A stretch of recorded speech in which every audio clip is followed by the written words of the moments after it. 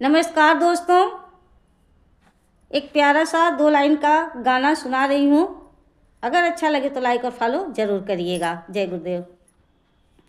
माघ मेला तू हमके घुमा द पिया, संगम नहला द पिया ना। माघ मेला तू हमके घुमा द पिया, संगम नहला द पिया ना।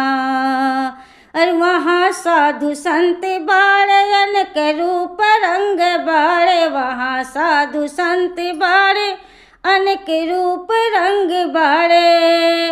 उनकर आशीष हमके दिया द पिया, संगम नहला द पिया ना। उनकर आशीष हमके दिया द पिया, संगम नहला द पिया ना।